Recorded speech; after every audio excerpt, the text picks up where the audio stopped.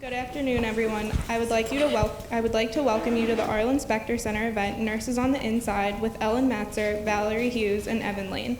My name is Madeline Gerace, and I am the student coordinator for the Roxborough Roundtables at the Ellen Spector Center at Jefferson. We are welcoming you to this event to gain knowledge about a crisis most college students and many individuals do not have insider information from two incredible women who were on the inside. Ellen Matzer has been a nurse for almost 4 decades. She does not describe herself as an activist or a crusader, but as someone who wanted to make a difference where it counted. By helping people who could not help themselves, Ellen wanted to be there to give people a glimmer of hope, no matter how small.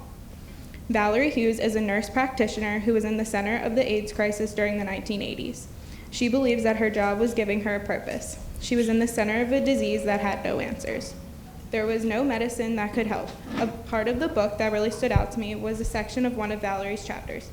She wrote, "All there was, grief, isolation, stigma, regret, wasting, nausea, diarrhea, blinding headaches, desperate shortness of breath. All I could offer, compassion, provide comfort, offer companionship, and share the grieving. And I could handle that." Both Ellen and Valerie were on the inside. They were both with many people on their last days. They were both for the families for people who did not have families due to many reasons, including being exiled from society. Their book is a truly moving story about life, death, and all of the ups and downs in between. But as a whole, we can bring light to such a tragic illness. Ellen and Valerie are being interviewed today by Professor Evan Lane. Evan Lane is the director of the Ellen Spector Center and the Law and Society program here at Jefferson. Evan Lane is a truly remarkable professor and puts everything he has into his students' learning, but also their lives. Lane has taught me a lot over the past 2 years about history and politics, but about life. He is the reason that Ellen and Valerie are able to bring their story to Jefferson. Lane believes so much in his students, and that is why I have the honor to present to you Evan Lane, Ellen Matzer, and Valerie Hughes.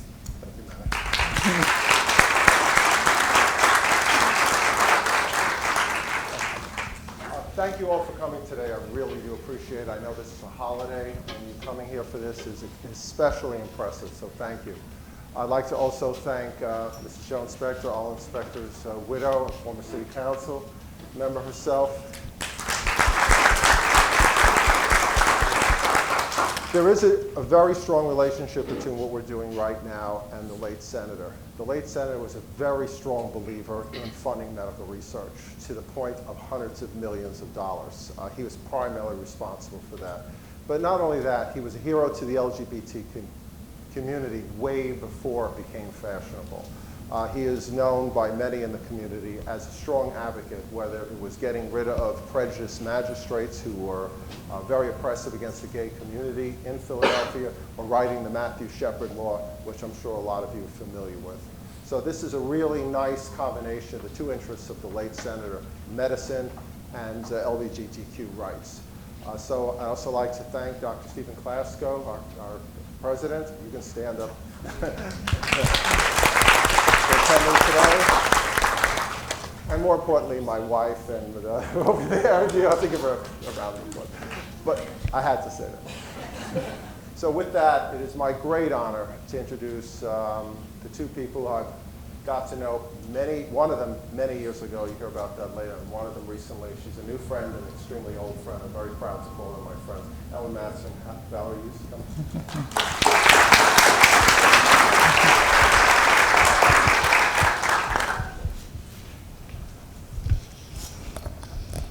Okay, I really consider this an important topic, and that's why it's so special that you guys came down today. So what I always tell my students, and a lot of you are here today, is you never listen to anyone unless you find out what their credentials are first.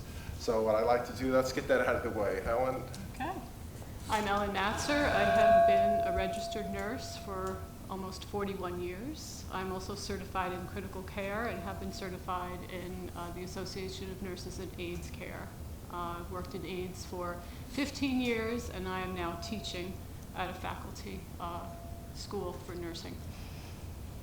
Hi, my name is Valerie Hughes. I'm a nurse practitioner. I got my first degree, which was an associate's degree, as a registered nurse from Queensborough Community College in New York and Queens. And I worked for a couple of years before I went back with Ellen to get a bachelor's degree from Pace University. I also got my master's degree in family practice from Pace University, and I've been working for the past 20-something years as a nurse practitioner. My area of interest has always been HIV, and for the last 20 years I've worked at the Weill Cornell Medical College as a clinical researcher, along with people who study HIV therapeutics, which are medications, the prevention agenda, and now we're actually working on the cure agenda, looking at broadly neutralizing antibodies and other things like that. Along with Ellen, I helped to write the certification for HIV certification, and I've really been blessed to work with some of the best experts in the field. And we're here for a reason other than education. These two amazing people wrote a book up there called Nurses on the Inside. Pre-orders will be taken there. I've read it, and it's well worth reading. It's a terrific read. So let's begin.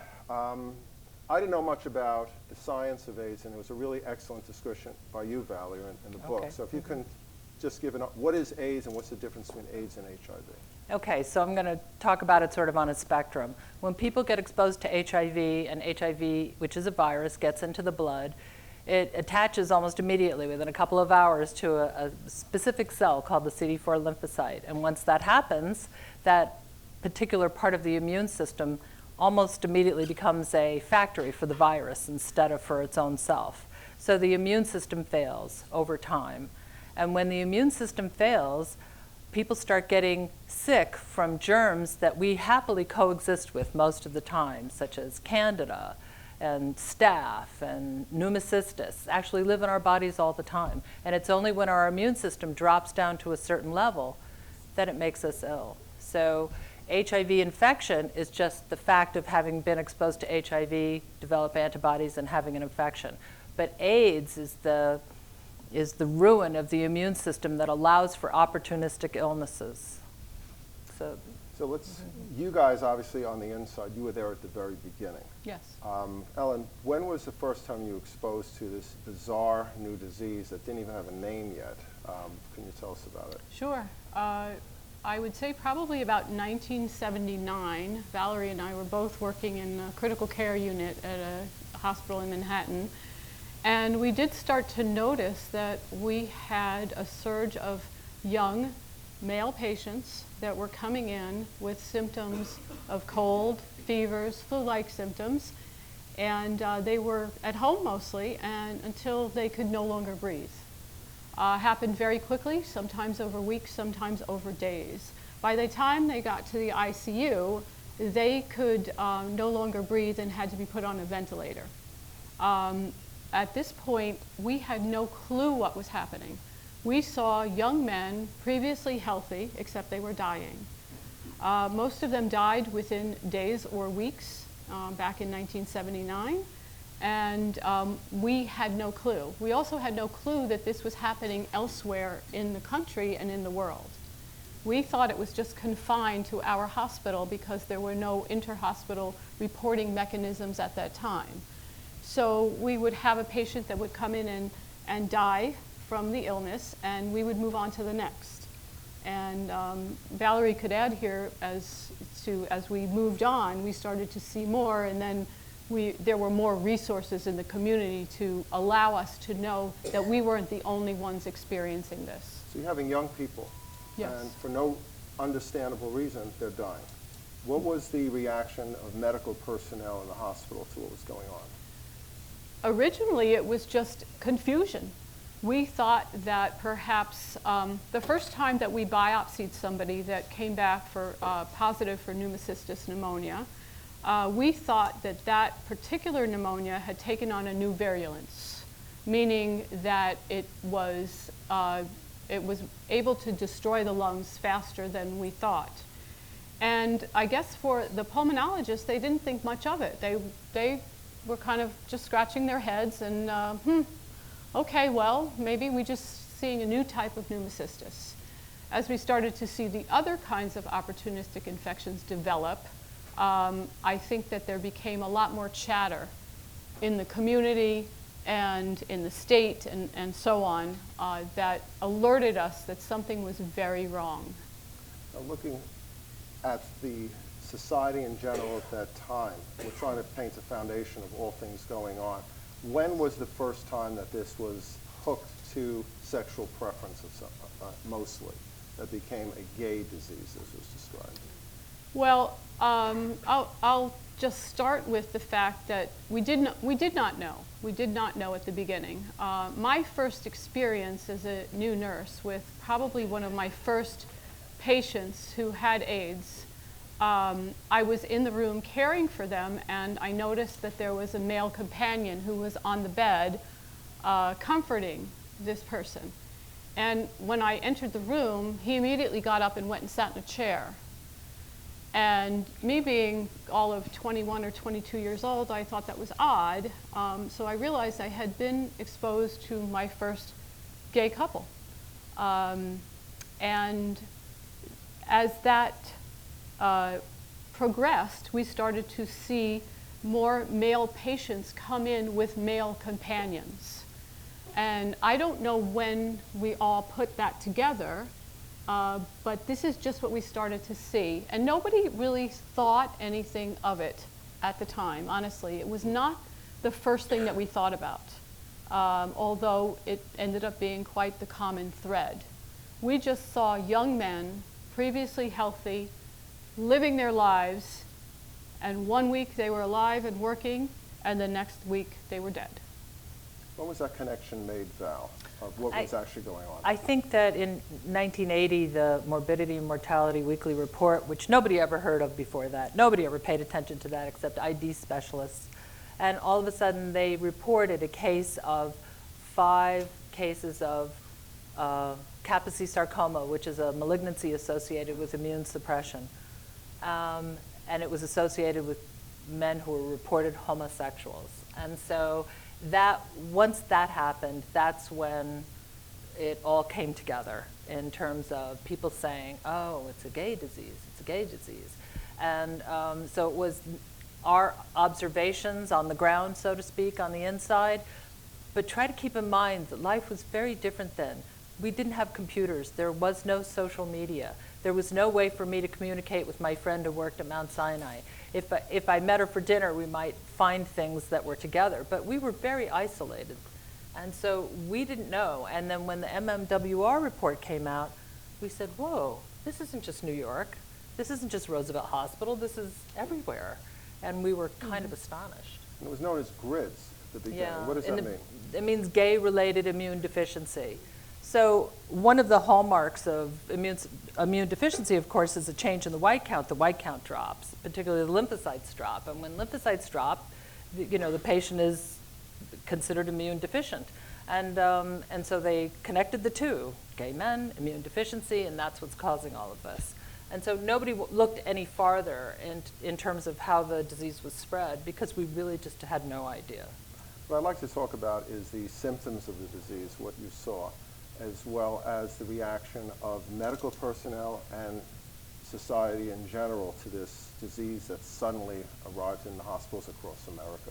Ellen, we'll go to Val. Well, when we first saw the symptoms, again, they were always, when we took a history of the patient, which is what we would do when a patient entered the hospital, and they would say that they had a week or two of cold-like symptoms. Everybody pretty much said the same. A week or two of cold-like symptoms, a cough, night sweats, maybe some fever, maybe some loss of appetite, nothing, and they would go to their primary care physician. Nothing stood out to anybody. And they would send them home, rest, cough drops, chicken soup, usual. Until one day, they would wake up and they would tell their partner or somebody, I can't breathe, take me to the emergency room. At the beginning, that's when we came in, take me to the emergency room. Since we were not ER nurses, they already arrived on our unit, unable to breathe. So it was emergent that they go on a ventilator, be intubated, and go on a ventilator. And then we went back and took a better history. And as the years progressed, we then would ask about sexual partners, about sexual preference.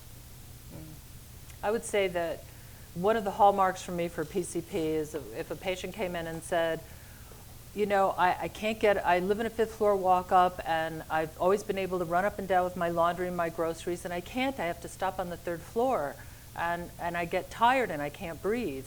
And it's been getting worse and worse until I had to come to the doctor, and then nothing happened. And now here I am in the emergency room, and the person would be breathing 25 or 30 times a minute. And what was really happening inside was that his lungs were filling up with fluid, and the oxygen couldn't get through that fluid, and so he couldn't get enough oxygen, and he felt like he was starving of oxygen. So serious shortness of breath, fatigue, bad fevers, headache. And if you really looked more carefully, you would realize that people had subtle weight loss that was really preceded this event. So the signs could be subtle, particularly if you were living your life and just going about your business. Oh, I lost a few pounds, it's not a big deal. But when you can't walk up your 5 flights and that's something new, then that really got people's attention. And that, for me, was a hallmark of PCP. Was there anything you can do for these patients? Well, we found out that pneumocystis was sensitive to a drug called Bactrim, and we would start them on this drug called Bactrim. Unfortunately, since it's a sulfa drug, many people developed an allergy to it immediately, probably because their immune system was compromised as well. So early on in the disease treatment with the drug called Bactrim, we didn't know that steroids would be beneficial. So once they developed an allergy, we stopped the drug. In later years, they would administer steroids to allow the patient's immune system to be able to tolerate the drug and therefore treat the pneumocystis. So there then became patients who got through a first bout of pneumocystis, maybe a second bout of pneumocystis. By the 3rd bout, they were pretty compromised. And in those days, we didn't have any measurements for viral load. There was no such thing as a viral load. About 2 years in, they started looking at lymphocyte differentials, and they found that there was a specific lymphocyte that was being ruined called the CD4 lymphocyte. And so we didn't even, I don't remember ever seeing a CD4 lymphocyte report until I got back from Thailand. I think it must have been '82. So, and even that is like looking in the rearview mirror. It tells us what's already happened. It's not telling us what's happening now. Because once your CD4 lymphocyte count is low, the damage is done. Was there fear that started to take place in New York and across the nation? There was fear. I mean, there were, in our own circle, there were nurses who expressed fear, said, I'm not going there. We do not know how it's spread. There were certainly pregnant nurses that were concerned. There were doctors that then did not want to come take care of particular patients.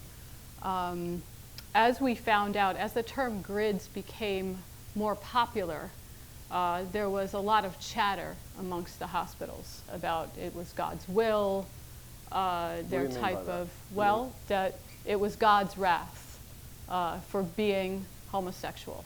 You're not supposed to be that way, and therefore you deserve what you got. We had nurses that we worked with that said, well, you play that way, you deserve what you get. And doctors too. Doctors too. Doctors too. Yeah, you would go on rounds and, you know, you'd be trying to report up on vital signs and, you know, the latest blood gas. Oh, he's one of those. And it's just like turn around and walk away. I don't want you to be humble. I actually want you to answer the question, because I know in the book that a lot of nurses didn't treat these patients. A lot of doctors didn't treat these patients. They wouldn't bring their food in. You had people in incredible pain in rooms not being taken care of in their own waste, and they were not being taken care of. But you guys did. So I wonder why. Somebody had to do it. Well, that is, I mean, it's true. Somebody had to do it. You can't leave people to suffer and be in pain. You can't do that. And if you have a conscience and any kind of professional integrity, you have to face up to it. And the other thing that I think that both Ellen and I knew, you know, you guys, especially you guys who are going to PA school or any kind of medicine or nursing, we never wore gloves to draw blood. We never wore gloves to clean up poop. We never wore gloves for anything. Because I was taught in school that you did not put your hand on a patient with a glove on, because that was isolating and it was insulting. And so that's a real big part of who I am. And even now, I have to remember about universal precautions. But at the time, we did not know what was going on here. But what I did know was that I was not leaving this mess in the room, and I was not leaving this patient lying in fecal material for hours at a time. I just wasn't going to do it. And so we just did what we had to do. And it's not like a big deal. I put one foot in front of the other, and I went to work and I did my job. That's what I did. Was there stigma at that time in New York when people found out that people were outed, using the expression? God, yes. Oh, yes. Huge, huge backlash for that. I mean, huge. Just think about. How did that play into how the families treated these patients, or? Sometimes they abandoned them. There were families that were very supportive of their, remember, I mean, many children were outed because they got AIDS. They led secret lives, and then they became ill. So their families were as surprised as they were. Not only was their child gay, but their child was dying. So there were some parents that rose to the occasion, that were there. That is not to say that everybody was abandoned, but there were very many people whose religious views did not allow them. I'm sure you read stories in the paper as you go back through the decades, and we did that in order to get ready for this book, where they were outed from their church, from their homes, from their jobs, and they had nowhere and nobody. And then they lost their health insurance, too. Yes, yes. And there are many movies, I'm sure we've all seen, that depict that. And then that began to change as New York took the initiative to open up a designated AIDS center to take care of these people. And that's where you went to work. And that's where I went to work. I'd like to talk about the patients themselves. Yes. Did you folks connect to certain patients, and did their stories ring with you? Absolutely. In fact, the book is mostly about certain patients that Valery and I did connect with on an extremely profound level. I mean, there's a story that I thought was especially profound about the hairstylist. yes. There's actually, if we could turn around, okay, over on the left. Okay. Why don't you tell his story? Well, that's a hard one. That's Gary, not his real name, but Gary. Gary I met on my 30th birthday when Valery took me to have a haircut.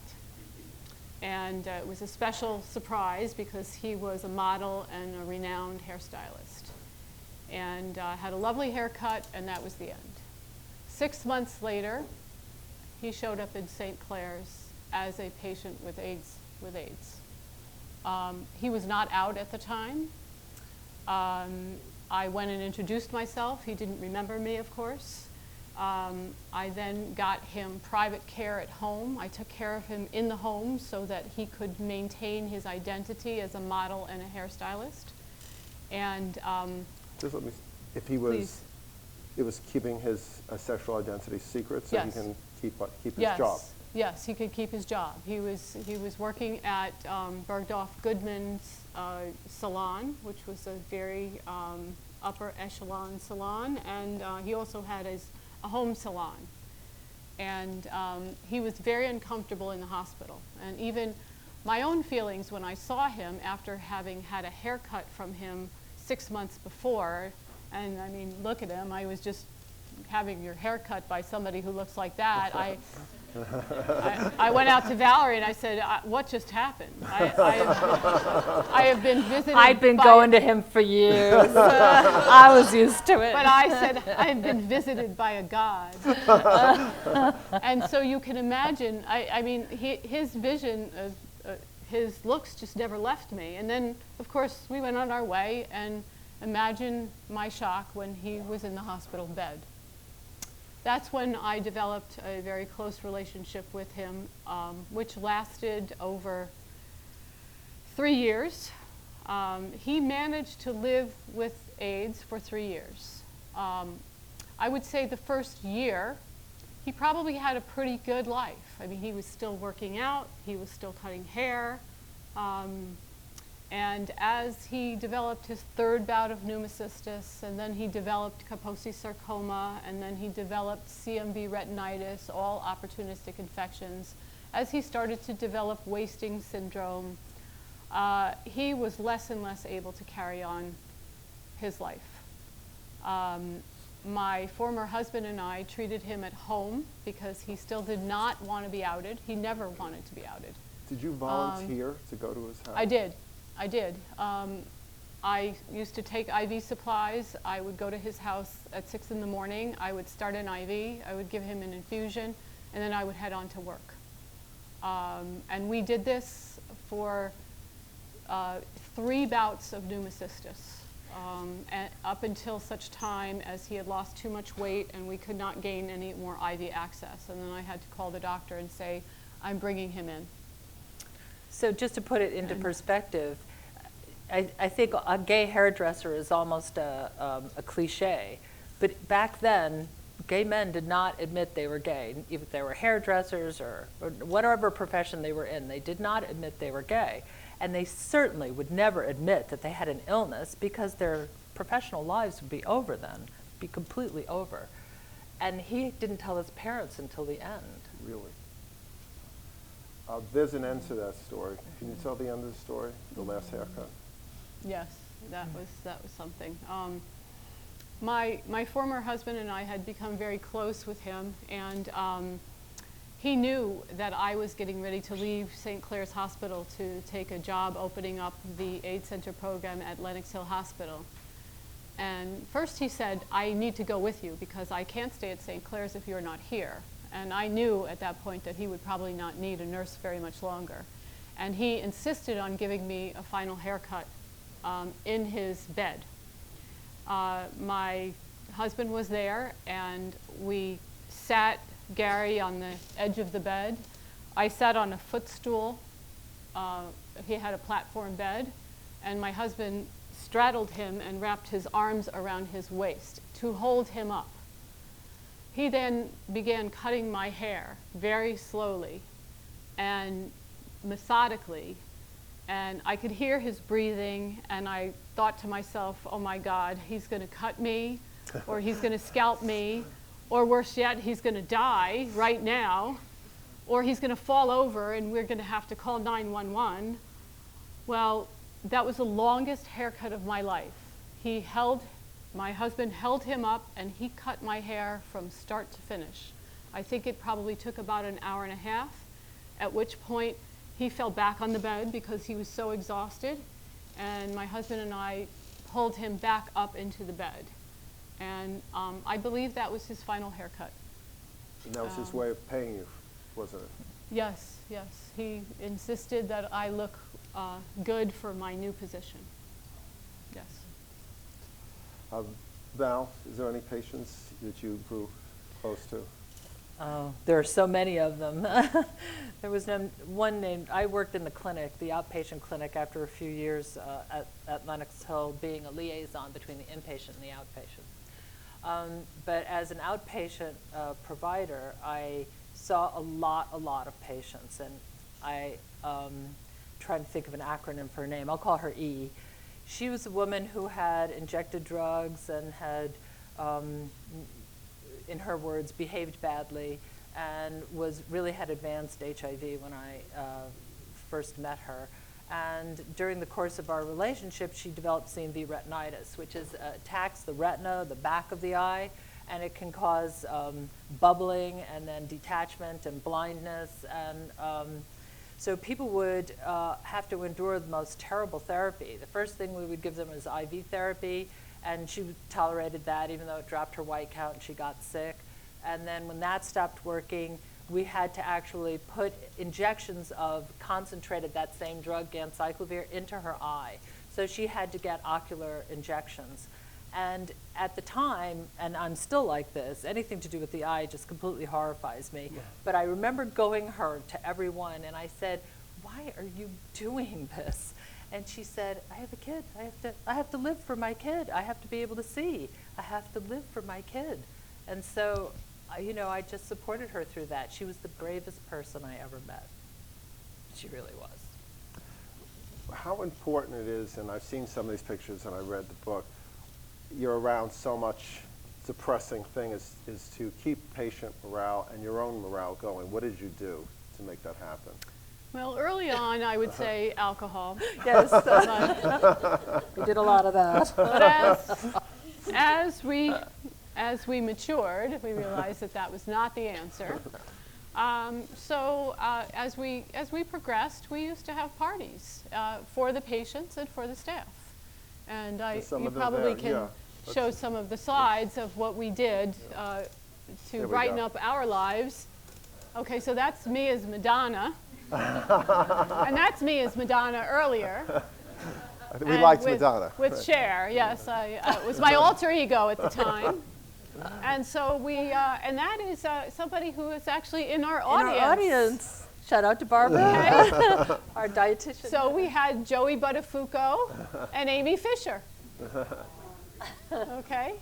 And that was my little daughter there, dressed as Elmo. So I brought my kids off into the hospital when we had some event. So we would, every Halloween, we would come up with our costumes and we would go around the hospital trick-or-treating. And of course, a lot of people wanted a picture with Madonna, so I would pose. And so we lightened the mood, just even for a short while. How did you keep your mental health through all this? And not the alcohol, but obviously. But how did you not say, "Oh no, another case"? How did you still be compassionate, still have empathy for these patients? I think we developed a strong support group among us. Yes. I mean, you know, Val and I are friends for over 4 decades now, and we talked about it. I mean, we talked about it with other nurses. There certainly became nurse groups that we could share those experiences through different hospitals. We yes, went to just give a plug to the Association of Nurses in AIDS Care. Yes, we certainly attended the first meetings of that, and that helped to support us a lot through those years. You know, to come together with other nurses in New York and then nationally. And I also think that we had a native optimism about this. We kept, as I say, I put one foot in front of the other and I keep going to work. I keep doing what's necessary, and that's what we did. It didn't matter how much you threw at us, we just kept plowing through and doing the work. And that for me is how I've succeeded in not falling apart, is that I knew I had a job to do, I knew somebody expected me to be there, and I knew I had to keep it together. The other thing is that I had huge family support. I mean, my wife Mary has always been a great sounding board for me, and so at home I could talk to Mary about this. So that was a huge support. How important was to the patients, especially having desperate need, how important was your compassion to them, to at least they're going through the day? Well, I mean, for those that had no support, we were their support. I mean, I do recall many a time at St. Clair's Hospital and at Lenox Hill Hospital, and you have to understand, Lenox Hospital was a little bit later in the 90s, so there was a bit more support. Back in the St. Clair's days, we were just a hidden little spot on the west side of Manhattan, and there were many people who had no support at all. And since I was the director at some point, I could walk into any patient room knowing their history and sit down with them and be able to spend the time with them, because I didn't have to directly care for them, although I did do that even as director. And Valerie did that even though she was the director of the emergency room and critical care. And we do have a story in the book about, you know, from pearls to scrubs, where both of us were involved with a patient who had massive wasting syndrome and diarrhea. And that's a whole chapter to be read. But sometimes we were just able to watch TV with a patient, take them to the lounge, bring them cookies, snacks. I mean, The foot rub fairy? Yes, we had a volunteer who went around and rubbed people's feet. That was later on. Sometimes just being there and knowing when to be silent. I just want to volunteer the story because I don't know if she's going to volunteer. There was one person who had no place to go, and was very, very sick. And they had a very small apartment, in Queens, and it's either street, and they took him in. No apartment. Well, he's up there. Where is he? Let's take a look. You can find. That's Okay. Up there, at the top. Right there, and that's me with my afro. But that's David. David was 21 years old. He came to the United States from England following a boyfriend. When he got to the United States, his boyfriend no longer wanted him. He came to St. Clair's Hospital complaining of the usual symptoms, shortness of breath. What we found out was that David had anxiety. He wasn't ill at the time at all. He was not ill. Really? But the doctors didn't know what to do with him, so they said, put him on one of the Spellman units. That was our unit. And again, he's a very interesting chapter in the book because when it came time to wanting to discharge David, there was really no place for him to go. He was here illegally. He had no insurance. He had no support to see a therapist. He had no home. So No insurance. yes, no insurance, no home, and when it came time to discharge him, he reported that he was going to kill himself if we put him out. So he stayed. I didn't make this decision right away. I mean, he stayed in the hospital because he just lived in the hospital, and he became friendly with the volunteers and the orderlies and the nursing staff, and with me. And I sat and talked to him every day. Part of it was because he had such a great British accent, and I thought I was talking to one of the Beatles like all the time. I just couldn't get enough of his accent. And he said, "You think I talk funny? I think you talk funny." So we just became friendly. And again, as I say, he wasn't ill at the time. He was not. Although, in all likelihood, he was HIV positive. But he was one of the ones who did not get ill right away. And I talked to my husband at the time, and I said, "Please, I want you to go meet David." I said, "There's no place for him to go. He won't go back to England because his parents wanted a real boy.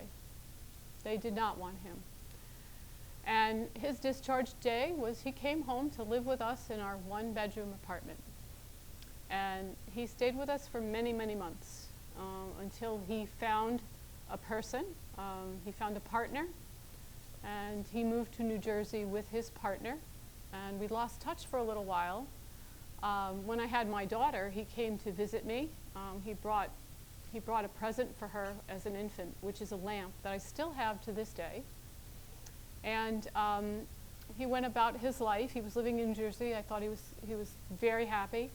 And one day, it was in 1992, I got a call. It was David, and he said, "Hi, I'm calling to say goodbye." And I said, "Why? Where are you going?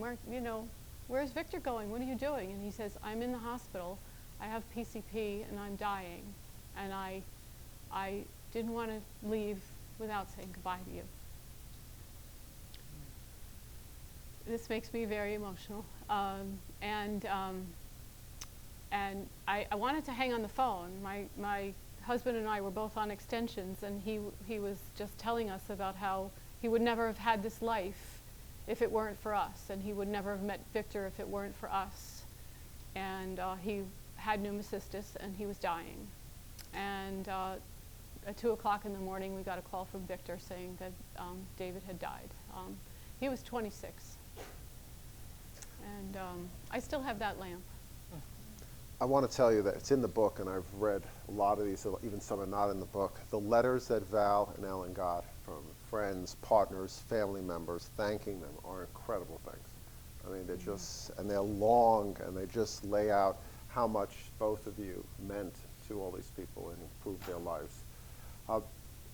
There's a lot of professionals here. I know there's a lot of PAs, pre-meds, pre-law, lawyers. Everyone's going to be dealing professionally, deal with clients, patients. What would you tell them from what you've learned on how to effectively and compassionately deal with people with problems. Val, I'll start with you. I think the first thing is to shut up and listen. If you listen to what people have to say, they're going to tell you the story. Clinically, they're going to tell you the story, and in all other ways, they're going to tell you the story. So if somebody comes in with a complaint that they don't want to take a blue pill, then you really need to explore that.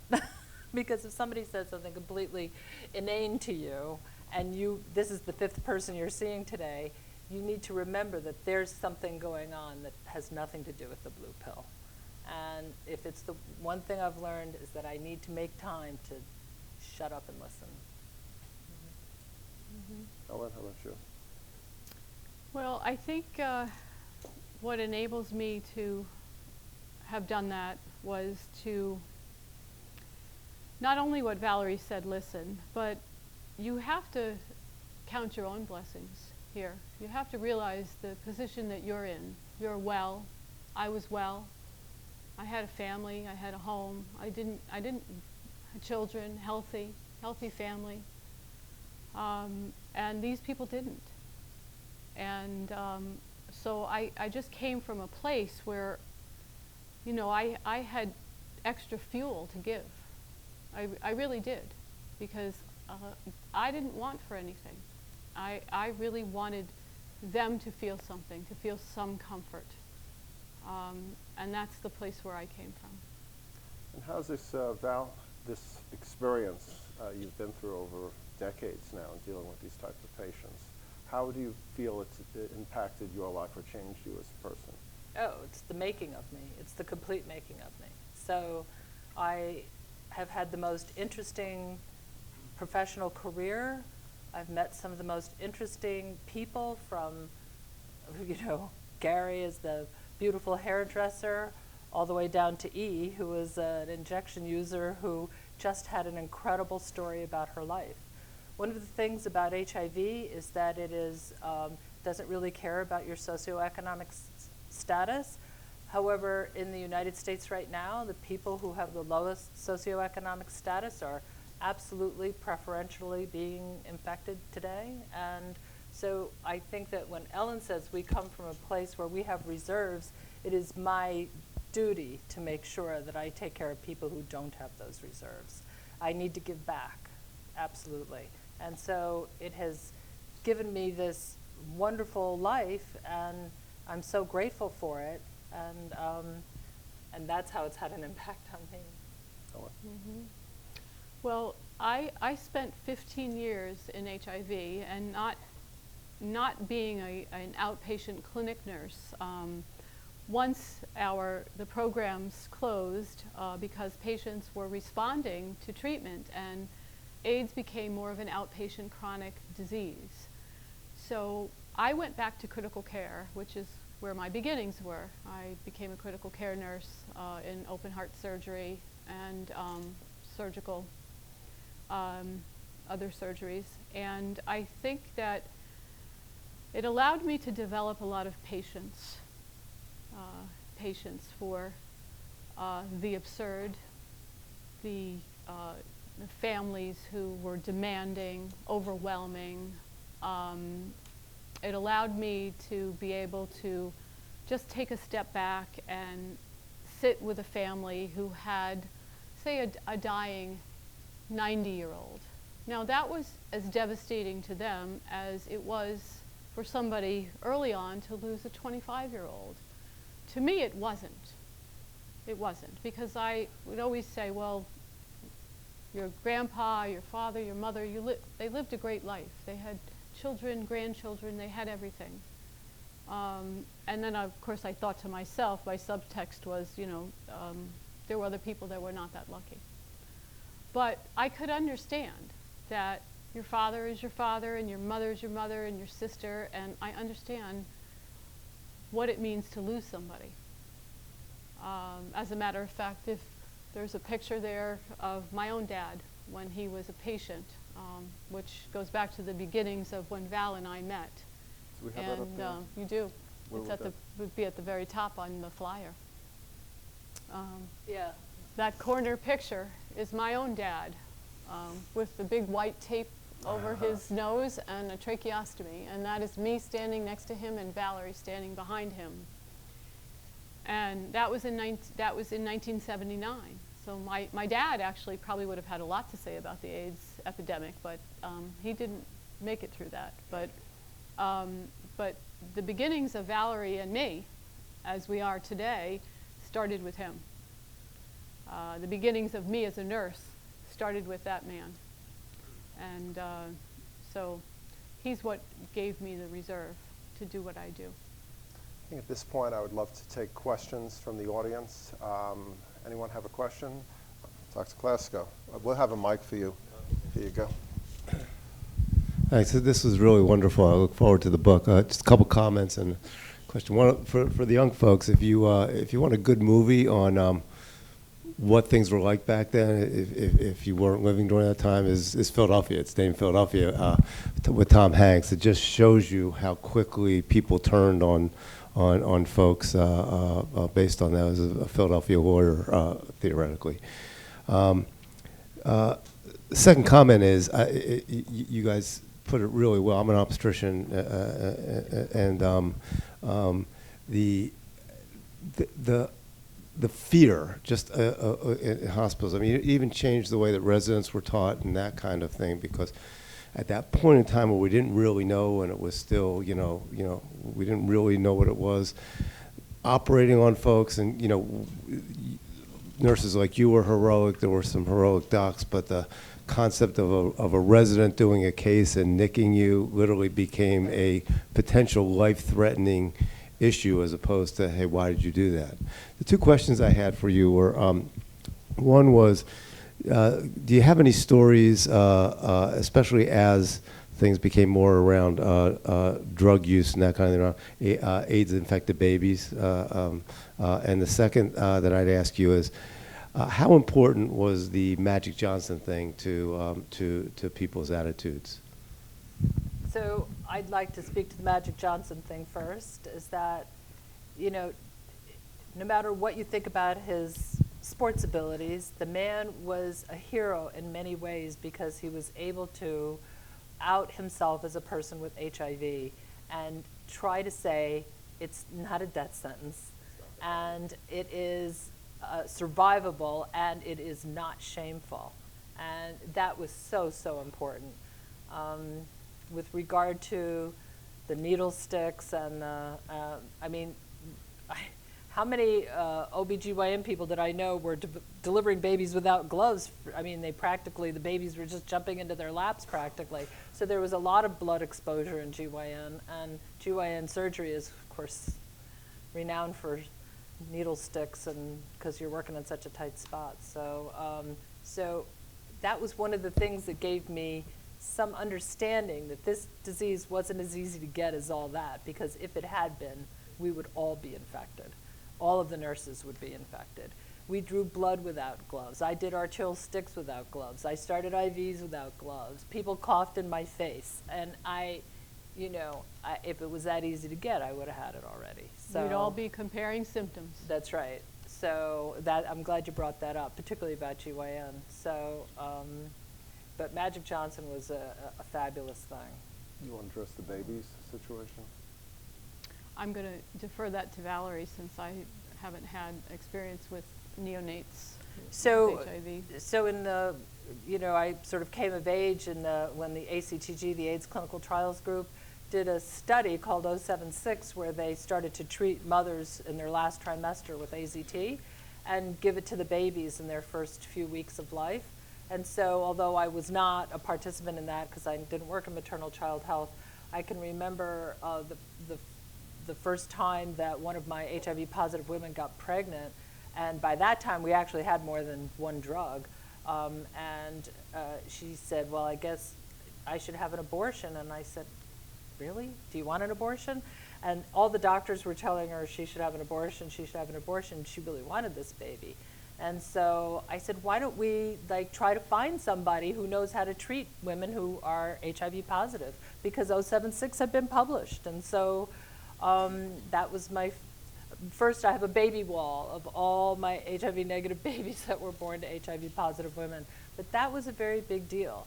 It also gave rise to the whole idea that we could prevent HIV from being transmitted from one person to another. And it gave us, we took the leap from maternal child health into men who have sex with men, into people who share needles. And so PrEP is now being investigated and proven in many of those cases, certainly in all of those cases now. So that was a very important step forward. Thanks again for bringing that up. Thank you. Do we have any other questions in the audience? Right over here.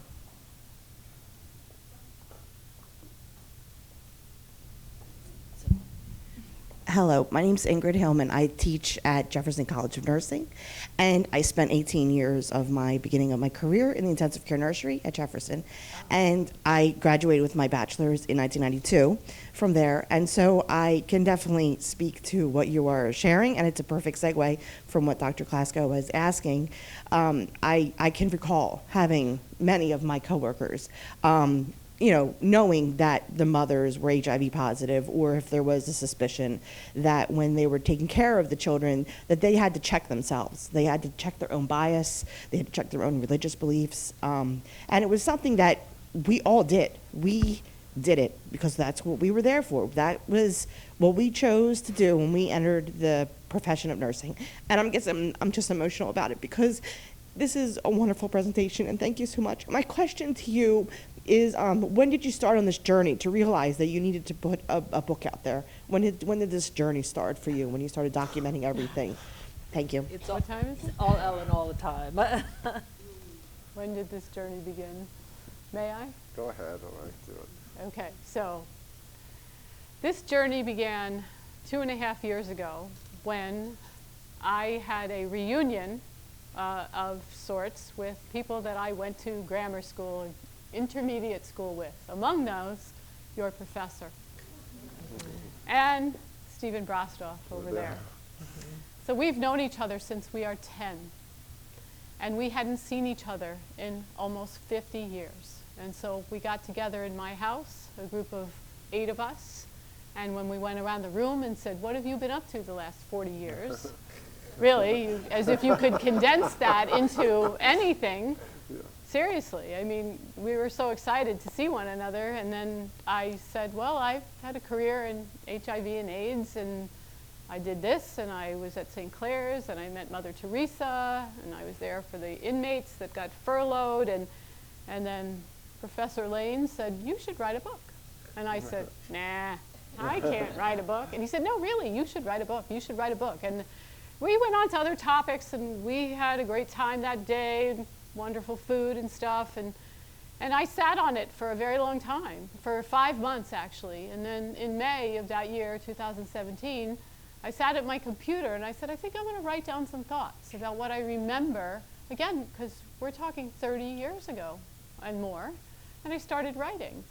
And I wrote probably 10 or 20 pages, and I said, whoa, I'm writing. And then I said, wait a minute, something's missing. And of course, that would be Valery.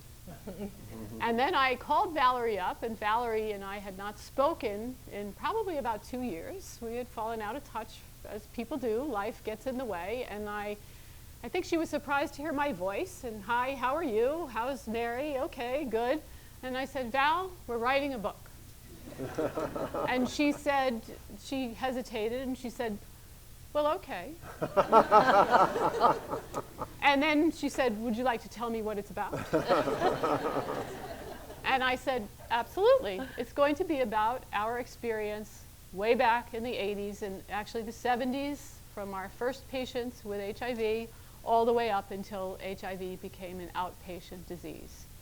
And then we began writing. I would write, I would email it to her. She would write, email it back and forth, months and months and months and months. After we thought what we had was a brilliant manuscript or memoir, we started querying agents. Nobody wanted to hear from us. It's a great story, it's not commercial. It's a great story, it sounds like a big story about the AIDS memorial quilt. So nobody really thought that it was worth reading. And so we went the indie publisher route, who saw advertised, contacted me on social media and said, is the manuscript available? I said, sure. And so we went into talks with our publisher, Tree District, and they asked if it would be okay if we turned the book from a memoir into a novel based on a true story to get the word out there. And at that point, it was either sit on the computer or get it out there as a novel. So we went on an entire rewrite of the book to put it in a novel form. And it all would never have happened if it weren't for this guy. So please. Thank you. Thank you. Do we have any other questions? Oh, we have a lot of questions. If we can, Corey, up there.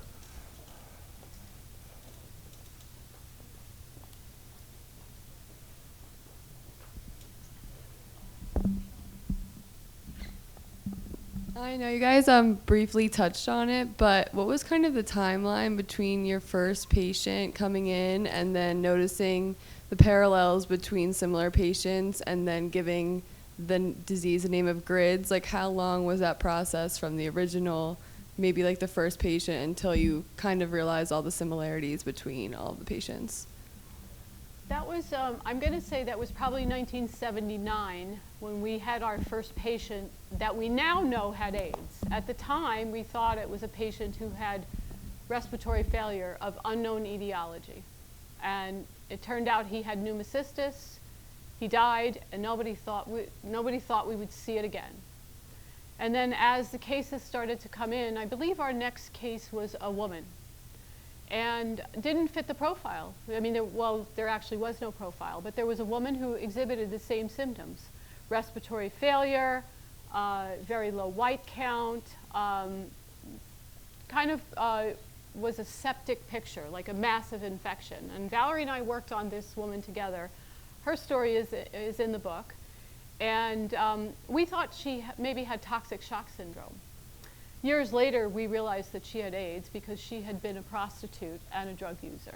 But again, things didn't click back then.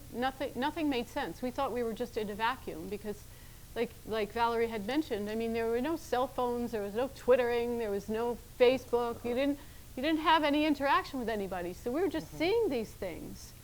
I think it wasn't until we moved from Roosevelt Hospital, towards the end of us being there into the Lenox Hill, that things really started to gel and make sense. As Valerie said, 1980, when the MMR report came out, and then we started to marshal resources in New York, at least, and then certainly in other states and cities across the country.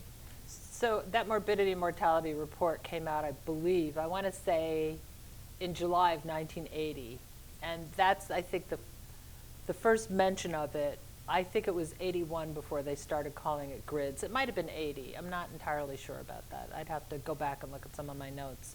But it became acquired immune deficiency very shortly after that, because one of the things that I want to say about the people who were overwhelmingly affected in the beginning is that they changed the way we practice medicine and the way we do things in hospitals, because they did not put up with our crap.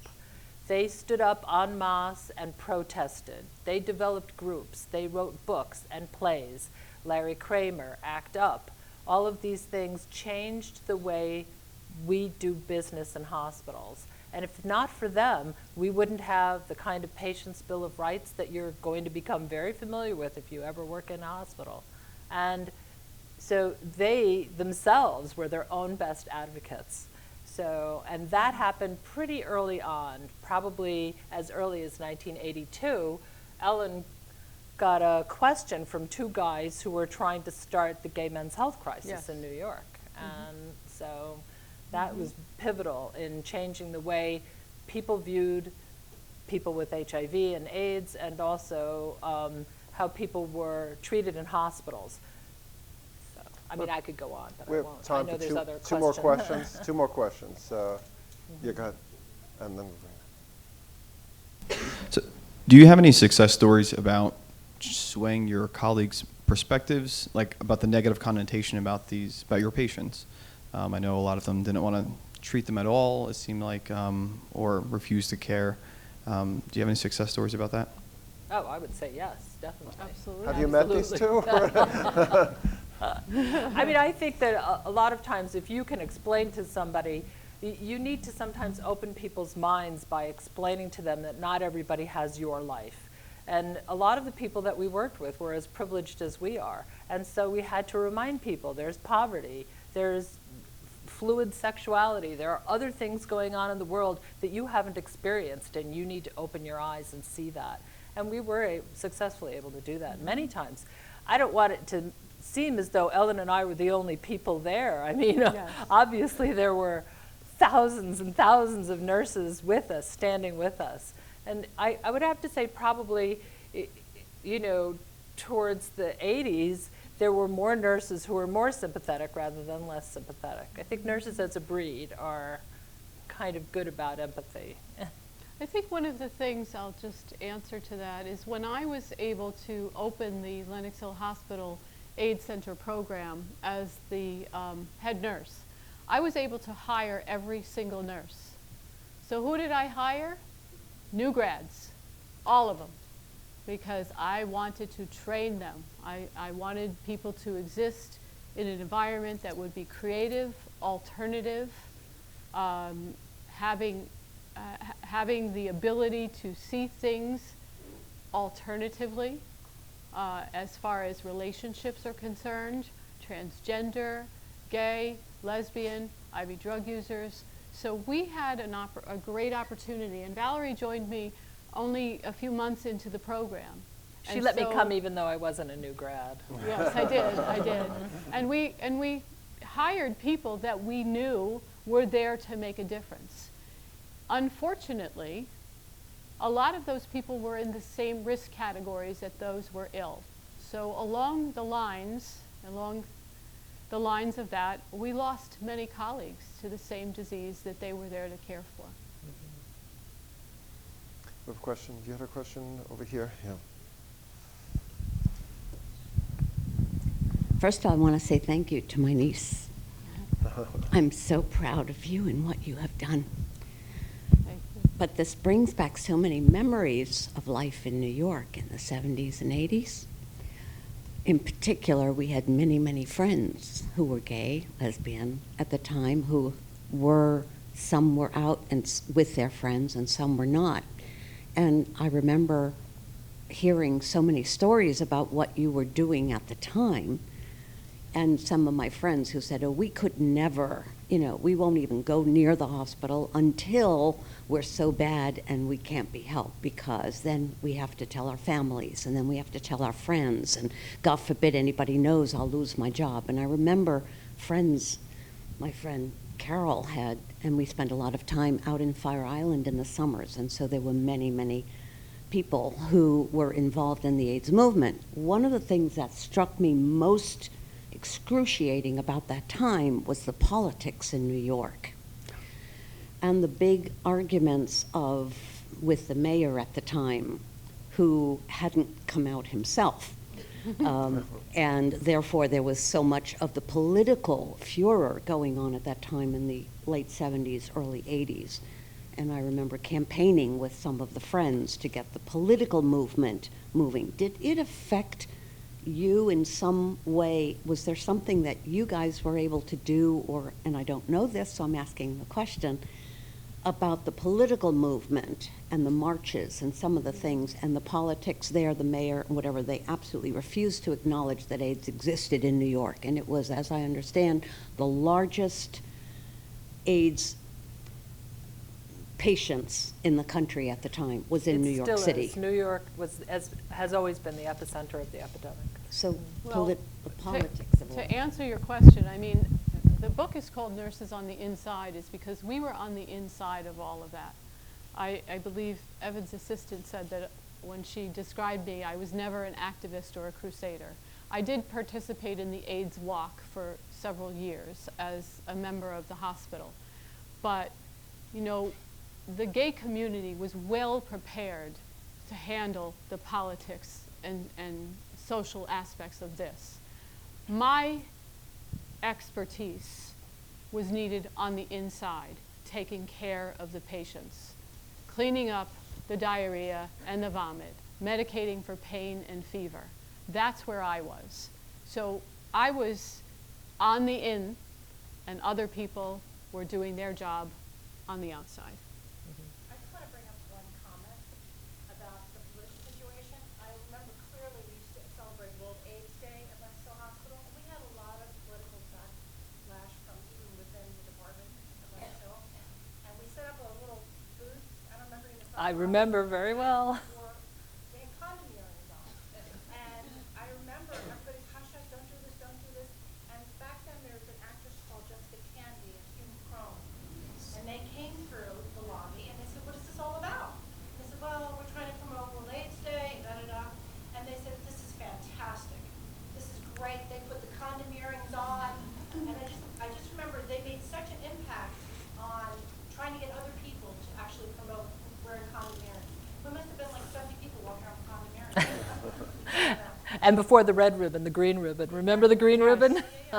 So that made Green for hope. otherwise we weren't getting any support. I know we can go on for like hours, but we're all hungry, so I'm going to say two things. One, buy the book, okay? It's right over there because it's well worth reading. Even if you're not in the medical profession, I'm not in the medical profession, but I found it an incredible read. Please do that. And of course, we have terrific food for you to eat, so please enjoy. I want to thank so much for this incredible hour of time, and thank you so much. Thank you. Thank you very much.